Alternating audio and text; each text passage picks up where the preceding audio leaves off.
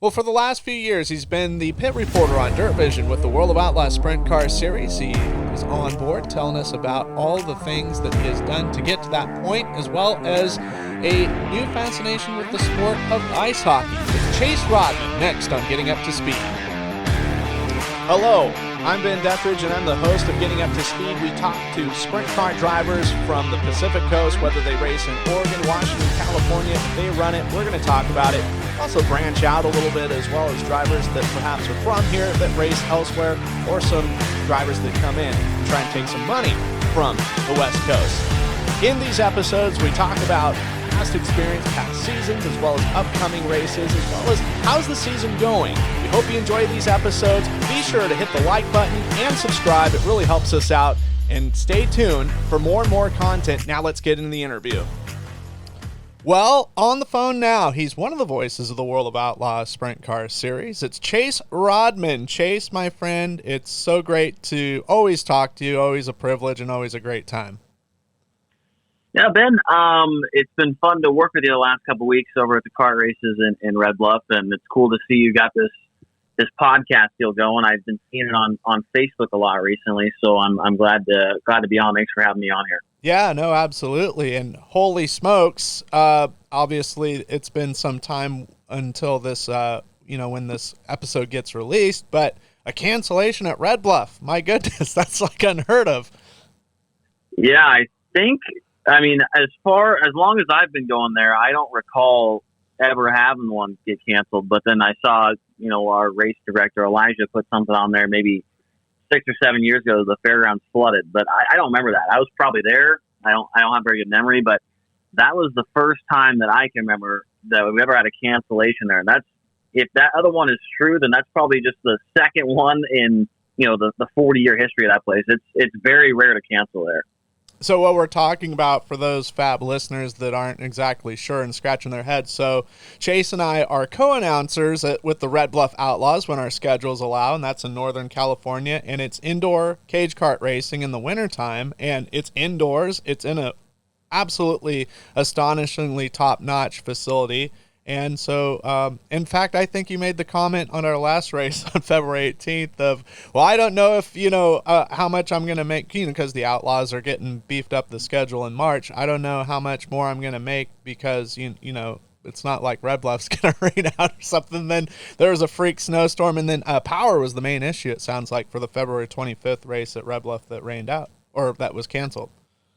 Yeah. Like you mentioned, we're both the announcers there, but I also do kind of the social media side of things too. So I kind of get a little bit of information that people don't get until I put it out there over the airwaves or whatever for Facebook and whatnot. So yeah, the main deal was the power there, and it was kind of unfortunate. No, we canceled at like 5:15, I think, and then the power came back on an hour later. By that time, it was just kind of too late to reverse that call already. So the fairgrounds were actually in pretty good shape, despite the 5 to 8 inch snow we got that week. So it sucked. It sucked to cancel, but we are going to make that race up at some point. Unfortunately, I don't think I'm going to be able to make it back there for the rest of the season unless we do have a rain out or a snow out potentially with the Outlaws, which we're going to PA in March, and that is definitely a possibility. So you never know. Sure. You might see me back there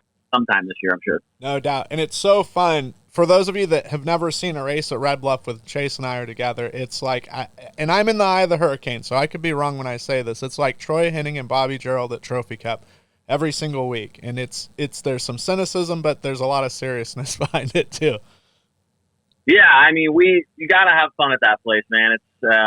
It's tough to call a race at Red Bluff and be dead serious the whole time. I mean, it's for a broadcaster, it's the longest day I've ever been a part of, and we do it every Saturday in the wintertime. We start racing at 11:30, 11:45 in the morning, and we go till about 10 p.m. at night. So, yeah, close to 12 hours of nonstop calling races. So you got to have a little bit of fun in there, and luckily we are able to do that together. Yeah, no doubt. And speaking of the Outlaws, last year was your second year with the tenure with them. That's just got to be an absolute dream come true. Yeah, for a guy that really didn't think that was going to be an option, when I first started announcing races at Red Bluff, I was probably, 17, 18 years old. I really didn't think anything of it. And to be here, sometimes got to remind myself that, that really this is the top level of our sport. I mean, Mm-hmm. sure, NASCAR and IndyCar or whatever, that's kind of the big deal when it comes to circle track racing, but I'm not really a pavement racing kind of guy, so this for me, it's the top level of any kind of racing that I, genuinely care about. So, and to be a part of it and telling the stories behind it every week and talking to the drivers and the teams that, make it go around, it really is crazy to think that right now this is my job. I appreciate every opportunity that I've gotten along the way. It's not like I just woke up one day and bam, I was the, pit reporter for the Outlaws. It was Sure. 5, 6, 7 years of trying to, get my name out there and working and working a lot and not making any money while doing it. I was breaking even most of the time, sometimes losing money to make it here. And, it really is crazy to look back on all the different things that I did with, Kyler Shaw and Fast Four Media over the years. And then it became Tim Truex and loudpedal.com and, and then, did some MAV TV shows at Red Bluff for the big races there and things like that kind of helped prepare me to get to where I'm at now. Yeah, no doubt. And that's something that I think I can relate to. Sometimes you do something and it doesn't pan out and it's like, gosh, but it happened for a reason. It's prepared you for the moment to where you're at now. And sometimes not mistakes or errors or mishaps, prepare you for the moment, but they do help you, when you get that chance to rise to the occasion or be put under the pressure to rise to the occasion. Yeah, that's somebody asked me that on a different show I was on a while ago, was like the pressure of being a part of these broadcasts, like the Knoxville Nationals, or the Kings Royal, or National Open, or any of these big moments that I'm lucky to be a part of. I don't know why, but maybe just doing all those races in those years that I was talking about before getting here, I really don't feel those nerves really, even during nationals on Saturday night. I really don't get that nervous about things. So I guess, putting in all, the repetition of being a part of a lot of broadcasts along the years, I just kind of don't, I mean, maybe if I feel like I would be a little more nervous if I was the, play-by-play announcer. Sure. Like when I did that Volusia race 2 months ago at Volusia, or for the USCS deal down there in Florida, I was pretty nervous because I hadn't announced the sprint car race in a long time. I was no lie, I was really, really nervous that first night. Yeah. Which I don't feel that when I'm a pit reporter, So yeah. I guess if I was in the role of a play-by-play guy, I'd be a little bit more nervous for the Knoxville Nationals, that's for sure. Yeah. Yeah. But I mean, that you mentioned Red Bluff, the long days that prepares you. It's kind of like, lifting weights like twice as much of your body weight or something. It makes you that much stronger, that much confident.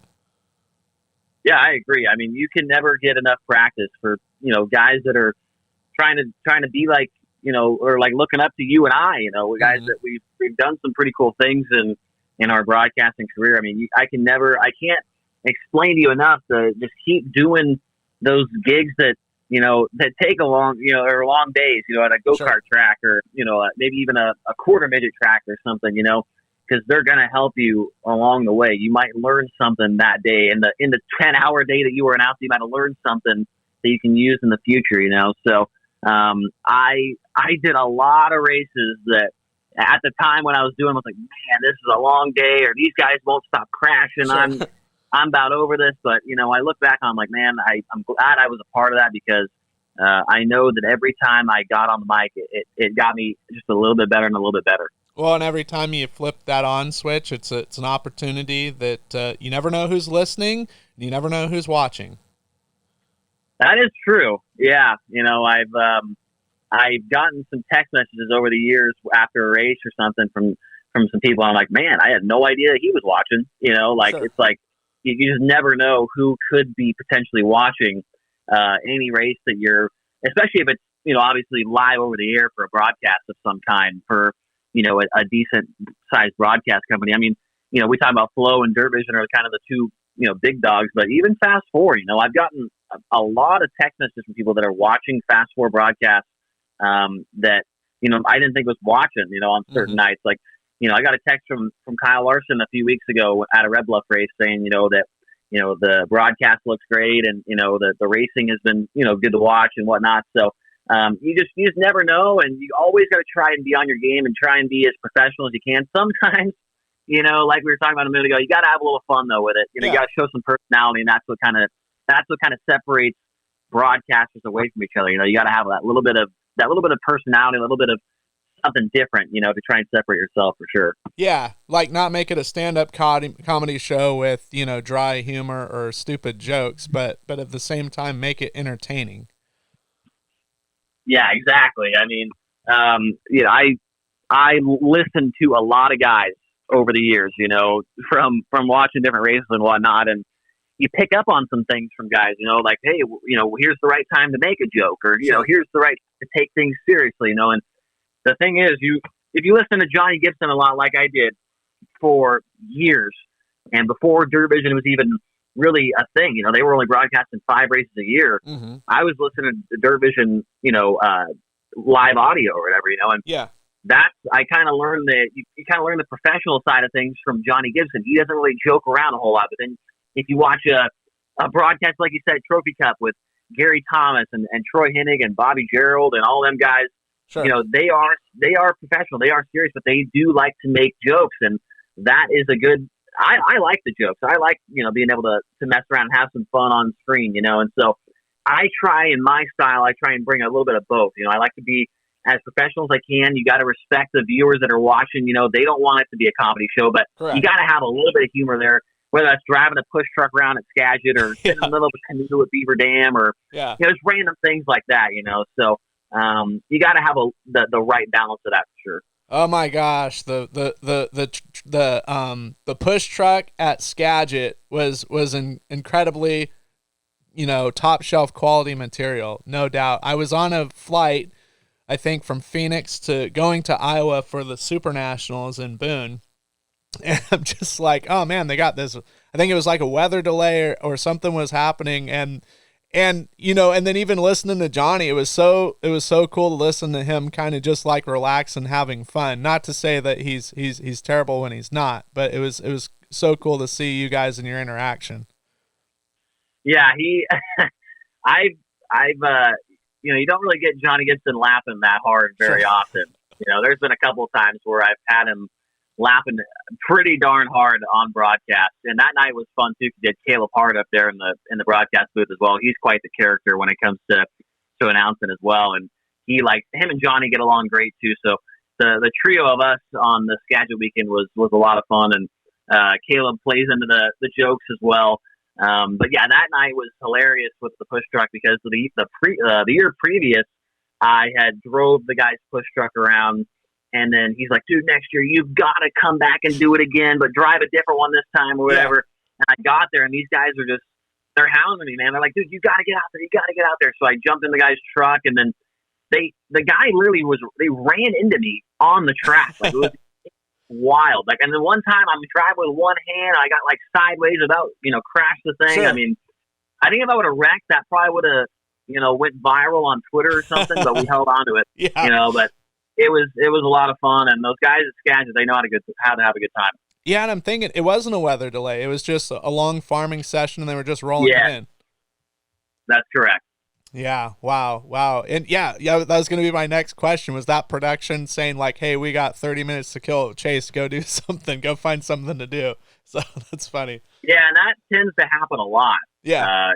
Throughout the year. I would say that happens a good 10 to 12 times a year, depending on what tracks we go to. And Skagit happens almost every year. Yeah. But that's why we kind of started doing the off days segments with the drivers to try and help.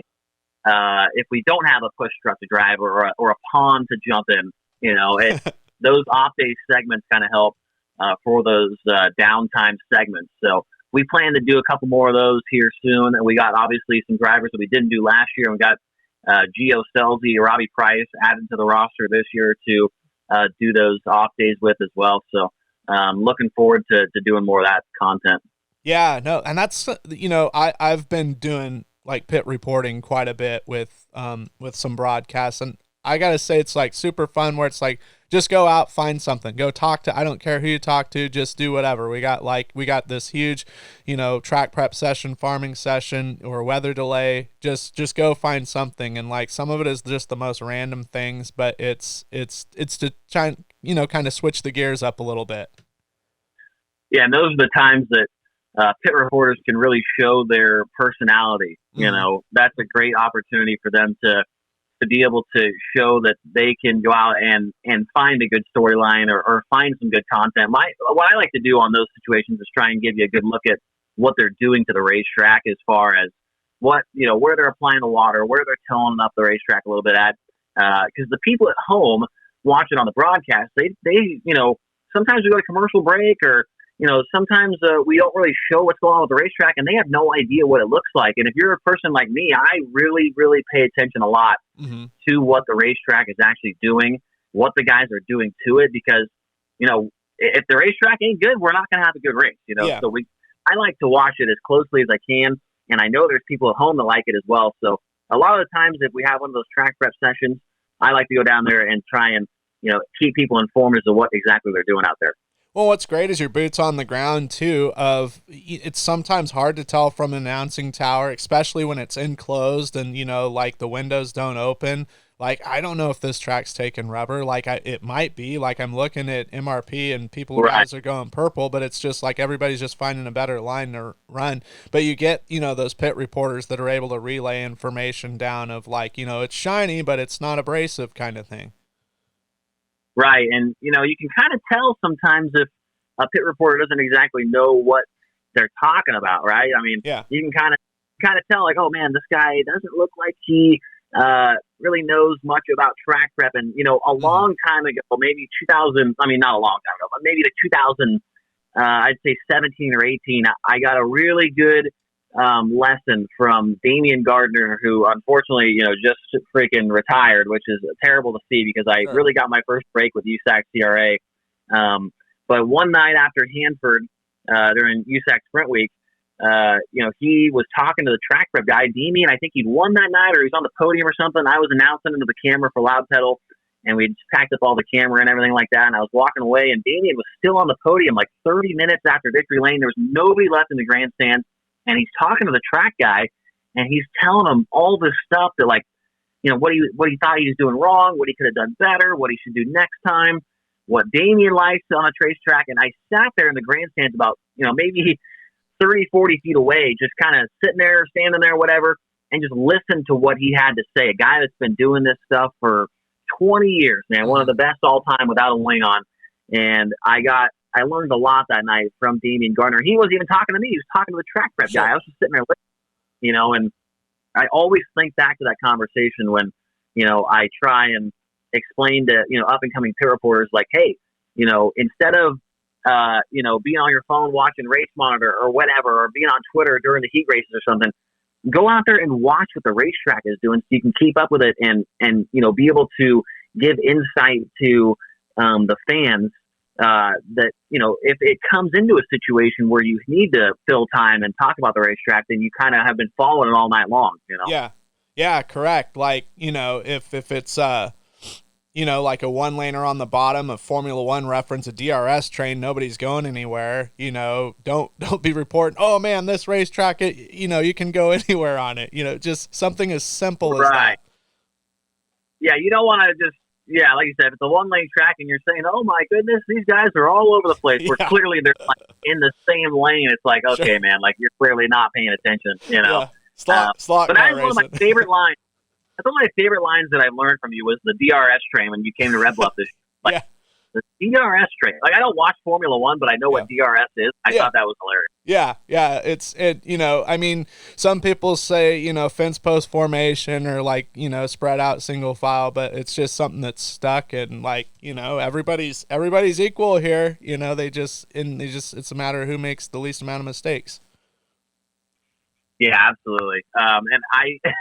You've said a couple of different, I can't remember them off the top of my head, but you've got some pretty good one-liners that you've used so far this year. And I don't want to copy them, and I don't remember them off the top of my head, but like you say a couple things, I'm like, man, that was kind of unique. I've never heard that before, and every announcer's kind of got their own little, one-liners or their own little sayings and whatnot. Obviously, Chet Christner's probably known for having the most of them. Sure. But I can't think of any that I've got off the top of my head, but I feel like those kind of are good, right? For an announcer to have his own identity and to have his own little sayings and whatnot. Like Johnny's got the chess club president on prom night or whatever, that's his one that everybody knows about, So I that's one of the things I look forward to at announcing at Red Bluff with you is listening to your little one-liners you got going on. Oh man, I didn't realize I had so many, but thank you for that acknowledgement.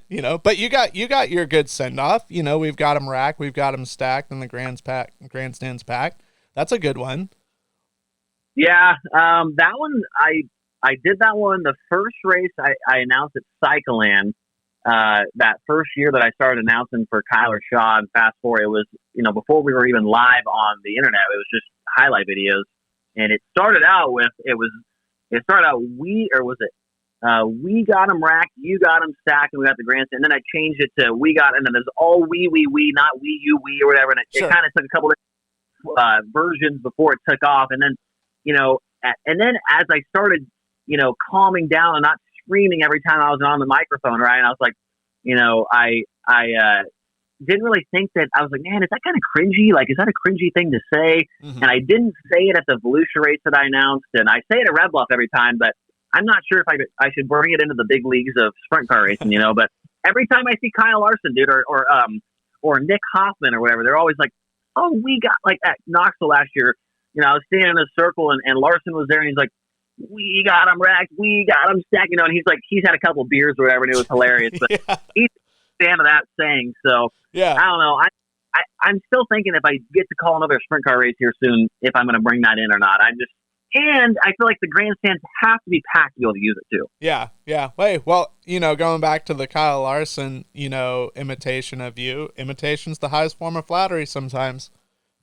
Yeah, and I feel like he's messing with me a little bit, but I do think he likes it. It's like every time I see him, he talks about it or whatever, So, and then Nick Hoffman, he was a big Cycleland viewer back in the day when he was racing outlaw cars at Millbridge. Like it was the kind of the heyday of Cycleland when the Stevies were racing and Holly Shelton was there and Jesse Caldwell was running every week. And, there was a couple times when Larson and Stenhouse would come out and race at Cycleland once a year. Yeah. So, that back in, 2015, 16, the Cycleland heydays was kind of when that we got them racked and stacked deal really came into my vocabulary, I guess. Yeah. Here's some stuff that you could do for one-liners. You are, and hopefully this doesn't blow like a secret identity or a secret. You're a major NHL hockey fan. Yeah, I am.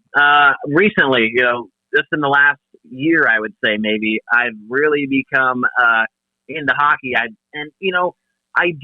was watching hockey. I watched it for a long time when I was in middle school because I lived in Bakersfield and they had the AHL team, the Condors, down there. Okay. And I would go watch those. I was only like 8 or 9, maybe 10 years old or whatever. So it was just a fun thing to go do on a Friday night or something. But then, then I didn't watch it for like 10, 12, maybe even longer than that. But last year I really started watching it, and I don't really have a favorite team yet, but I do a lot of sports betting on FanDuel too, which kind of makes it even more fun. Yeah. But like last night, I was watching there was 5 games on, and I was switching between all of them. And tonight there's 10 games, and I've got a bunch of bets in for all my favorite players and whatnot. So hockey, in my opinion, is the best live sport there is, and it's not close. And I wish more people. I just feel like it's kind of underrated. But right now, also, from what I've been taught or from what people have been telling me and what I've been reading on social media and stuff, it seems like hockey's kind of on the rise. So people are starting to, take it more seriously. Kind of like golf. I feel like golf's also kind of on the rise as well with the younger generation. Yeah. Look out when you go to the Pacific Northwest, especially, Skagit, because there's huge love for hockey in that part of the country.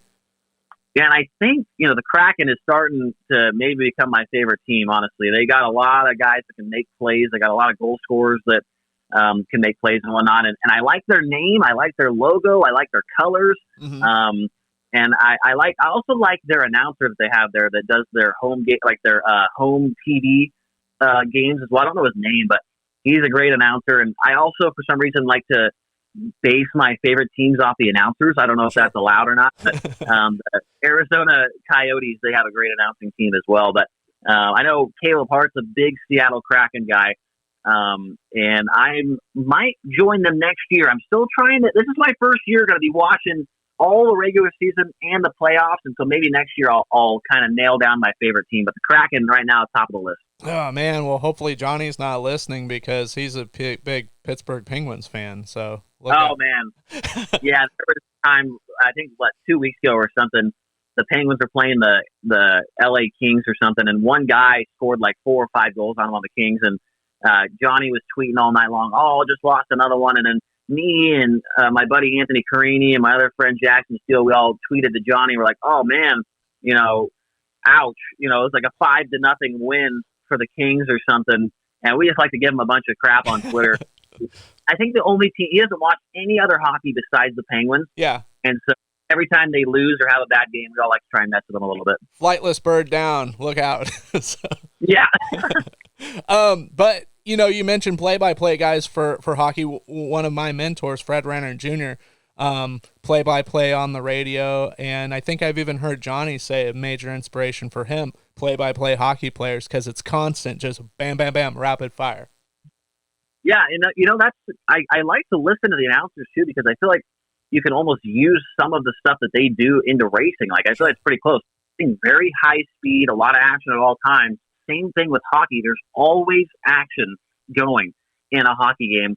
And that's why I feel like I like it so much, because it kind of reminds me of racing, So the announcers, they can make or break a broadcast for me on the hockey side of things, because if I'm still trying to learn the players and the numbers and all that and the positions.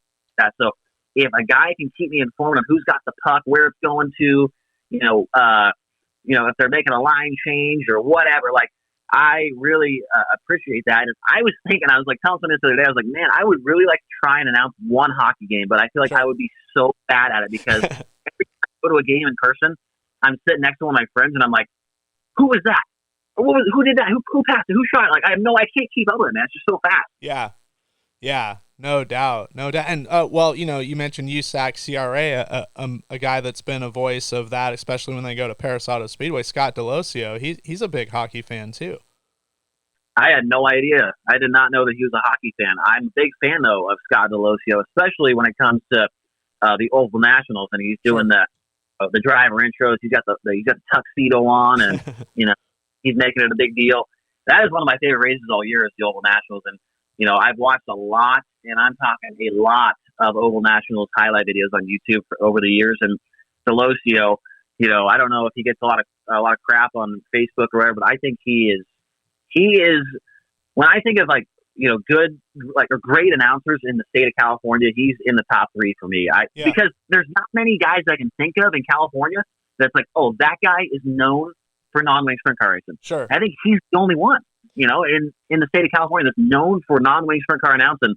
He's been doing it for so long at Paris, and I think he's awesome, man. I think Scott does a great job, and he's a great guy. I met him a couple of years ago at the Turkey Night, and I've actually learned a lot from just watching the highlight videos from over the years. Yeah, well, what I like about him is he reminds me so much of my mentor Fred, in that he's just got, and this isn't taking any away from anybody saying that they're doing a terrible job, but just the way he presents it, because I like historically based presentations kind of thing, or personal touches to it. And I remember Turkey Night 2017, just like he made it, there was what's his name, Cody Majors, right, from Simi Valley. And to anybody, I don't know who that guy is, kind of thing, but he's like, he's the grandson of the $6 million man Lee Majors, and all this stuff, and blah blah blah, former driving champion, this, and just kind of that smooth, not talking a million miles an hour, but not talking monotone, Bueller kind of thing, just really informative, quick hits. Yeah, and his voice is just made for announcing races. It's a deep voice, it's smooth. He doesn't stutter over his words. It's like his voice was made for announcement. And he's got the nicknames. He doesn't have a nickname for every guy, but he's got Sure. like, the big game hunter, Austin Williams, the Cadillac, Cody Williams, the Demon, David. I don't think he made up all those names, but like he just always sticks with the nickname. Like in the middle of a feature, like they could be 3 wide, and he's calling them out by their nicknames, not their real names. And I Sure. like that aspect of his announcing style. So Delosio. I don't know how many more years he's got in him, to do it, but I hope he's got a lot more because I really do enjoy listening to him. Yeah, no doubt. And speaking of years, 2023, you mentioned some USCS stuff. Obviously, the Outlaws have kicked off in Florida. How would you say your year's going so far? I mean, there's a lot left to go, and it's really going to ramp up here really quickly. Yeah, I feel like the start of the season really starts this weekend. A couple weeks ago, we were down there for Dirt Car Nationals, and I was there for a week and a half. I think I pit reported for 8 days or something, 9 days or something like that. Like we had 1 day off. That was a long week and a half to be there, but I really feel like maybe the drivers feel the same as well. But like, I feel like the start of the season actually begins this weekend, because after this, we are supposed to race every weekend until November. No days off, or no weekends off, I should say. So I feel like that was just kind of like a little, okay, guys, let's get back into the swing of things. Now we have a 2 or 3 week break, and now we're getting back to it. So I think things are going well so far. I think that this is the most competitive that this series has ever been, and I just think it's going to get better even next year. We got added Geo this year. I think next year we could see. I don't have any inside information, but I feel like Tyler Courtney's got to go to the Outlaws next year, right? Mm-hmm. Justin Peck got to go to the Outlaws next year, especially if they continue to be having good seasons like they are. Every time they show up with the Outlaws, they're running good. So I don't know, man. I just think things are really, really good right now for the World of Outlaws. Especially, it's crazy to think that like after all of the craziness that happened in the offseason with the high limit series and all this stuff, and it literally made the Outlaws even stronger than they were before. Sure. Yeah. No, it's a great time to be a sprint car fan in general. Purses are going up. It seems like car counts, seem to be headed on a upward trajectory. I mean, it's great. Yeah, and I think like we talked about earlier, like the golf and the hockey kind of on the upward trend. I feel like sprint car racing for the last 2 years has been on an upward trend as well. I mean, with Larson and his deal back in 2020 when he was racing a lot, that brought a ton of eyes to not just sprint car racing, but I should say World of Outlaws, but to sprint car racing as a whole, really. Yeah. And I feel like ever since then, it has just been really ramped up, and more eyes are on it than ever before. The championship the last couple of years has come down to the wire pretty much every single time. You never know every night. You never know who's going to win every single night. It's phenomenal, pretty much every single time out. So I think that sprint car, it's just getting started, man. I think over the next 2 or 3 years, we're going to, we already packed the stands in an outlaw race, but I don't know how to really explain it, man. I just feel like there's more eyes than we've ever seen before. And I heard Brad Sweet talk about this before as well. Like he agrees. It feels like it's on the cusp of really jumping into the mainstream for racing things, I think. Yeah, no doubt. I mean, how cool is it, a sprint car guy, Ricky Stenhouse Jr., to win the Daytona 500? And that brings notoriety to it in a different sort of way of like, wow, this is where this guy came from. It seemed like, yesterday or like a couple years ago, I was watching him on the Outdoor Channel, on the World of Outlaw broadcast. Right. Yeah. And then, a few weeks before he won the Daytona 500, he was racing that race I was at Volusia, and now I think he's supposed to race all the high limit races, and that just, when you win the Daytona 500, you're going to bring more eyes. He's going to bring more followers on Twitter, on Instagram, and he's going to post about sprint car racing when he goes to the high limit, or if he runs an outlaw race, or if Sheldon wins, right? Like he's going to post about that kind of stuff, right? Mm-hmm. And more people are like, oh, damn. Like, okay, like this guy, like, what is this thing what is this sprint car thing? What even is this? Maybe they'll be like, oh, I'm going to try and watch him race the sprint car. And they, then they buy a broadcast. I'm like, wow, this stuff is actually pretty cool. Wow, it's actually better than NASCAR. Yeah. I should watch this more. So that's a good deal. When you can see a dirt guy win the Daytona 500, that's kind of what I think of is how many people that those new fans that he just gained, those new followers that he just gained, those new eyeballs he just gained, he is going to try and, I know he's going to try and bring that to the dirt side of things because he wants to see that grow more and more. Yeah. Well, and you go back to Larson in 20, a lot of people were like, he's quote unquote going down to sprint car racing. And it's not, sprint car racing isn't really a lower level. It's just a different type, drag racing is just as good as circle track racing, but it's just a different type of it, just as Formula One is different than NASCAR or dirt late models. It's just a different outlet, and it all can be great. We're all race fans at the end of the day. So right. I just feel like the sprint car deal, it's tough because it's behind that paywall, right? Like you can't just turn on the TV and see sprint car racing unless it's like a CBS broadcast that was, tape delayed or whatever, right? But sure. People want to see the stuff live. They don't want to see it tape delayed, and it's tough because they got to pay a pretty good chunk of change to, just to be able to watch the stuff, So hopefully soon, I don't know how that's going to work to kind of break that wall between the average NASCAR fan and the world of sprint car racing. But I think it's coming. I think we're getting closer and closer every single year that goes by. So, and once that happens, man, there's going to be a lot more money, flowing around for sponsorships and purse money and things like that as well. So I think in the next couple of years, we're going to see the Outlaws on, we did have a couple live broadcasts back in 2020, but I think we're going to see more of those on maybe potential TV. I don't have any insider info or anything like that, but I could see that happening, more live broadcasts on major TV here in the coming years if it continues on this trajectory. Yeah, I was talking with Bobby Gerald in his interview because he was a part of the TNN, he's doing basically your job, in the TNN broadcasts and stuff. And I've been watching those the last couple weeks, just, having it on the background. And it's like, man, I remember that growing up as a kid, and I'm sure you do, just like, you'd see these guys on TV and then they would be coming to your racetrack, whereas NASCAR, you didn't get that. You had to travel a very long ways away to go to a race, whereas the Outlaws would go to Cottage Grove, they would go to Medford, they would go to Washington. In your case, they'd go all over California a couple times throughout the year, and very tangible. And they'd have the die cast and then the computer game, the video game, and it's like, wow, this is something. And I wouldn't say that it was, and I told Bobby this, I don't think that was the peak. I think the peak is yet to come. I absolutely agree. And the other thing is with, as far as NASCAR goes, like a fan goes to a NASCAR race, maybe they get a garage pass or whatever. The chances of them meeting their favorite driver or even seeing their favorite driver, I feel like are very, very small. But at a World of Outlaws race, especially during a 2-day or a 3-day show at the same place, you can see it. You can meet your favorite driver. You can get a picture of him. You can get his autograph. You can talk to him.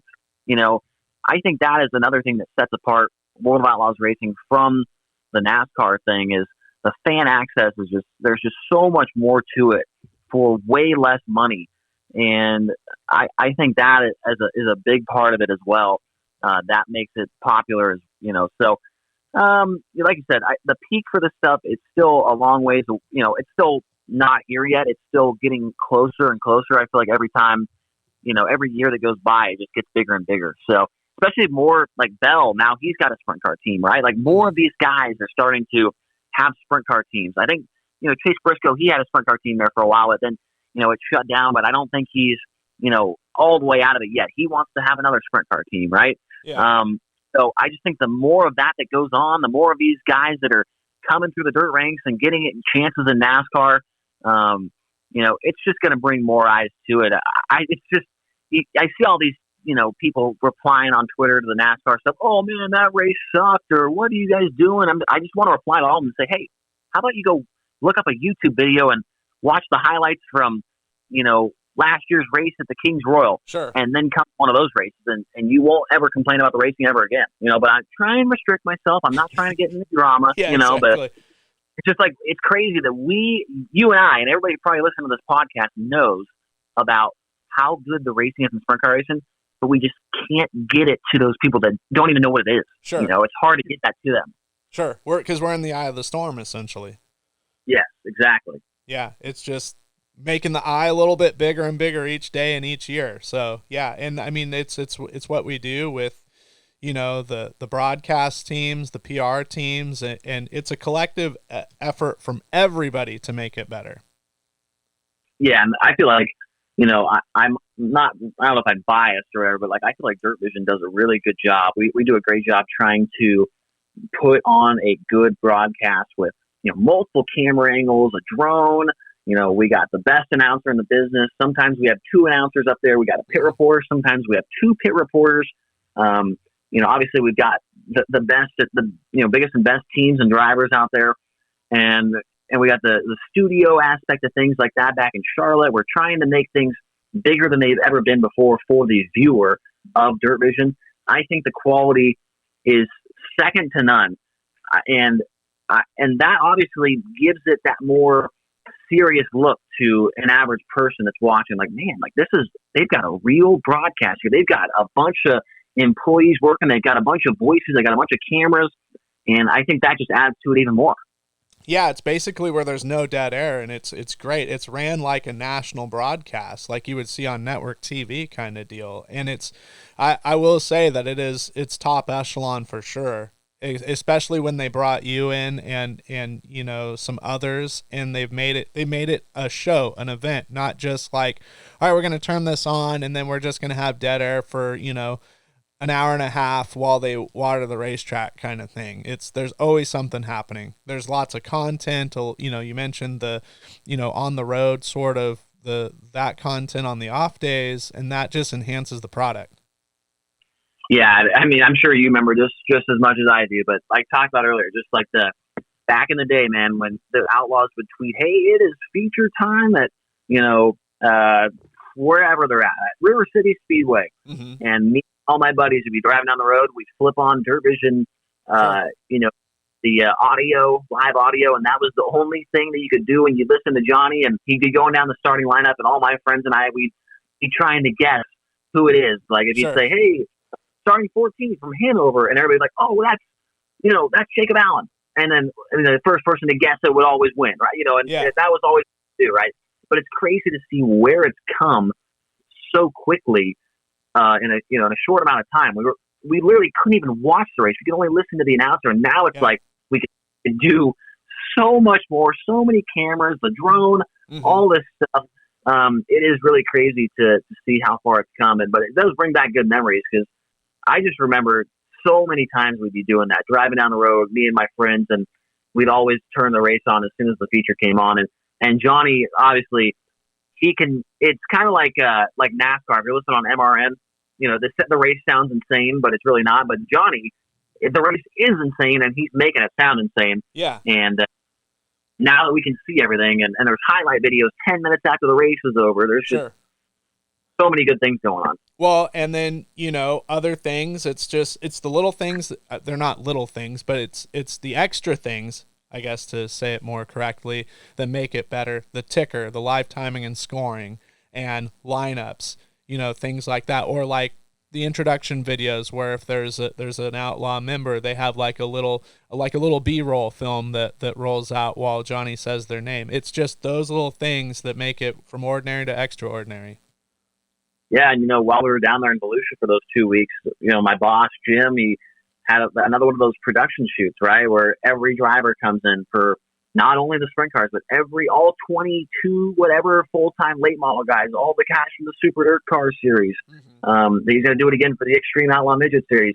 They all came in. They had their fire suits, their helmets. They did the walk through the tunnel. They answered interview questions. They did all this stuff to help promote as well. Sure. That stuff we were lacking up until last year when we did it for the first time. You watch a Fox broadcast for NASCAR, and you got all these crazy backgrounds with guys walking around and talking and stuff like that, looking into the camera. Now we've got that thing. We're catching up. Sure. Obviously, Dirt Vision doesn't have the dollars of Fox and of the resources and the employees and all that stuff, but we're getting there. We're trying our best to make it a network television broadcast style of deal. So, and I think we're getting close. With all that extra stuff that we're adding to the broadcast as well. Well, you mentioned Volusia, and I should bring this up, a very special moment with the UMP Modifieds. You got to interview Travis Pastrana. Yeah, that was awesome. That's a guy that I have been watching forever. On Nitro Circus or the X Games. First guy to do a double backflip, man. I was watching. I remember when that first. And for him to go out there and race the modified, that was cool in and of itself. And for him to win one of the features, sure, it wasn't like the high point man feature. It was like the low feature, but he still won. Sure. That was awesome. Unfortunately, that night we were on a real time crunch, and they were telling me only to ask him one question to keep it short. Mm-hmm. But it was still super cool. And, my buddy Tony Laporta that makes all the videos for the World of Outlaws sprint cars, he was, assigned to do a video about Travis doing the modified deal. And in the short amount of time that I talked to him, he seemed like the coolest guy. And Tony backed it up and said he was happy to be there, man. Yeah. And he told me was every time the sprint cars were on the track, dude, Travis was either right next, in the stands watching, or he was back in his trailer and had him on the TV. He never took his sprint car deal. He was super interested in it. Maybe that's a segue for something that might be happening down the road. I mean, you think how much traffic he could bring to sprint car racing. It would be immense. Oh, man, yeah. He's got, I looked at after I posted my picture with him, and he had 4 million, Instagram followers. Sure. If he posted one time, hey, I'm hot lapping a sprint car or something. Yeah.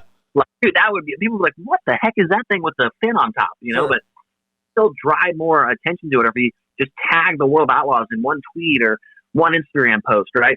Man, that would get some serious attention.